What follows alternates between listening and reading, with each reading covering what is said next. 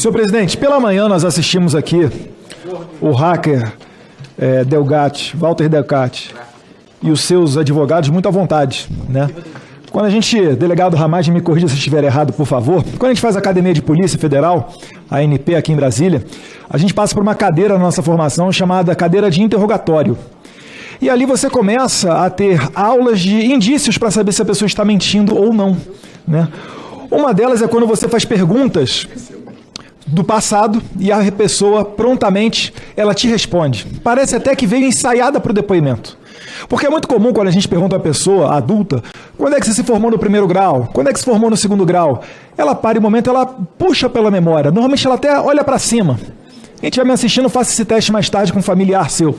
E aqui não, todas as perguntas feitas eram tidas de bate-pronto. Muita vontade, agora com a mão escondida, talvez até suando, passando pela calça, né? O advogado dá o confere ali para conferir do que eu estou falando. Certamente ele tem razão, vai me dar razão. Mas isso daí tudo foi pela manhã. E pela manhã também nós vimos aqui 2 assessores da esquerda conversando com o seu advogado. Se eu não estiver errado aqui, né? O Marcos Evandro Cardoso Santos. De qual partido? Partido Socialista Brasileiro. Bem como a Ana Cristina de Figueiredo Barros, falando ao pé do ouvido aí com os senhores, ela que é da liderança do PT. E aí vem a minha primeira pergunta, como é que pode o senhor tirar foto com a Carla Zambelli e depois vir aqui ser assessorado por essas pessoas, que só não falavam provavelmente no pé do seu ouvido porque ia ficar muito patente, né, ou foram orientadas a não fazê-lo, mas fizeram com os seus advogados. Isso daí eu estou falando por quê? Porque talvez o único crime que a Carla Zambelli tenha cometido é de ser ingênua. E a população não acredita que exista político ingênuo, né? Mas Deus queira a realidade virar à tona. Eu venho agora então, presidente, para a minha primeira pergunta, direcionada a Walter Delgatti, né? Espero que ele responda, assim como ele falou pela manhã. Se o presidente Jair Bolsonaro lhe pediu para fraudar as urnas. Ficaria em silêncio. O senhor disse que a urna é inviolável. Como é que poderia, então, o senhor ser contratado para um serviço que Vossa Excelência não conseguiria cumprir? Ficaria em silêncio. Eu peço a assessoria para que, por favor, passe um vídeo, né, que agora a gente tem que ter receio do que a gente vai falar, mesmo sendo parlamentar. Parece que o artigo 53 da imunidade parlamentar não serve para mais nada nesse país, né? Então eu vou colocar aí Boris Casoy em 2018, matéria da Rede TV News.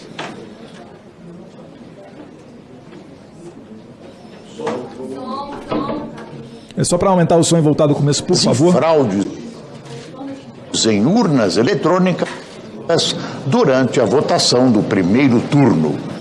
Entre as reclamações, urnas que supostamente preenchiam o número do candidato à presidência do PT, Fernando Haddad, automaticamente, como se pode ver neste vídeo. Outra queixa compartilhada nas redes sociais foi de que o sistema de algumas urnas encerrou a votação antes de o eleitor confirmar a escolha de candidato à presidência. Sou o João Armentano, arquiteto. Acabei de votar aqui na Zona Sul, no ex-colégio Sacré-Cœur, votei em todo mundo. Mas quando chegou na hora do presidente, apertei o meu candidato e, por surpresa, não houve confirmação. Foi direto para a finalização do voto. Se aconteceu com você também isso, vamos fazer uma ação, vamos fazer uma manifestação a favor ou contra essas urnas eletrônicas. A Justiça Eleitoral afirmou que muitas reclamações dos eleitores estão surgindo porque eles podem estar confirmando o voto sem olhar a tela e antes mesmo de ver a foto dos candidatos. Reclamações frequentes que viralizaram na internet são de que urnas eletrônicas não exibiram a imagem e nem o número de Jair Bolsonaro do PSL. Este caso, que teria acontecido num colégio no Parque Ateneu, na região sudeste de Goiânia, é um exemplo. Como esse sistema, não estou falando da urna, estou falando do sistema como um todo, não permite recontagem de votos, as urnas eletrônicas só serão total e realmente confiáveis com a impressão do voto. O eleitor vota na urna eletrônica, então é emitido um comprovante impresso, o eleitor confere esse impresso e coloca o papel em outra urna, o que possibilita, se for preciso, a recontagem de votos. Se fosse hoje, talvez aí o Boris Casoy estivesse preso, né? Mas isso daí, para deixar bem claro, é matéria de 2018, e até para impedir o pessoal da esquerda que falava que o voto impresso era a pessoa pegar um comprovante e levar para casa, né? Isso sim, uma verdadeira fake news. Mas eu indago aqui, presidente, o hacker Walter Delgatti, né? O senhor disse que até 2018 só uma pessoa tinha acesso ao código-fonte e era o técnico do DSE, o dito Papa das Urnas Eletrônicas, que inclusive Vossa Excelência falou que no final dos anos 90 fez um curso sobre algoritmo na França, final dos anos 90, né? E disse que o Giuseppe Giannini, então, poderia ele votar por 200 milhões de pessoas. Vossa Excelência confirma isso? Ficarei em silêncio. Muito bom. O senhor falou que a partir do inquérito da Polícia Federal número 1361, que foi iniciado em novembro de 2018, após, né, o hacker que invadiu as urnas eletrônicas, o sistema do TSE, fez a denúncia na revista Tecmundo, depois foi aberto o inquérito da Polícia Federal. Esse inquérito recebeu o número 1361. Então, depois desse inquérito, 5 pessoas então passaram a ter acesso a esse código-fonte. O senhor confirma isso? Ficarei em silêncio. E só é possível fraudar as urnas eletrônicas com esse código-fonte, correto? Ficarei em silêncio.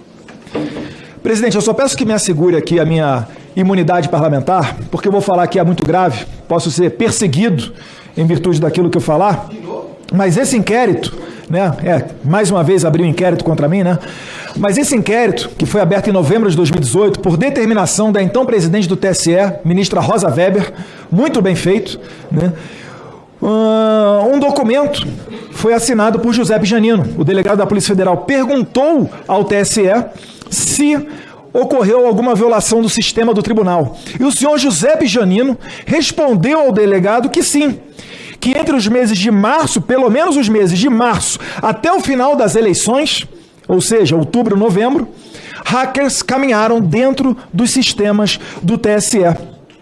No entanto, ao obter essa resposta do senhor Giuseppe Giannino, o delegado federal requisita os registros log, que são as impressões digitais por onde aquele hacker tramitou dentro do sistema. E aí o senhor Giuseppe Giannino disse que a empresa terceirizada que toma conta desse banco de dados para o TSE, de maneira inadvertida, deletou os registros por onde esse hacker andou. Vejam só. Provavelmente, né, Cabo? De repente foi sem querer. Né, um deslize fora aqui do padrão. E eu estou falando isso daí por quê, presidente? Porque esses assuntos, já que a gente está debatendo aqui, e estão no foco dos atos de 8 de janeiro, a revolta com relação às eleições, etc., eu queria pedir aos colegas o apoio para aprovarmos o requerimento do senador Esperidion Amin, que eu acho que ninguém aqui vai falar que é de extrema direita, ultradireita, superdireita, em que ele pede a cópia integral desse inquérito, que só foi transformado em sigiloso após uma live que o presidente Bolsonaro fez, junto com o relator da PEC 135, a PEC do voto impresso, deputado Felipe Barros.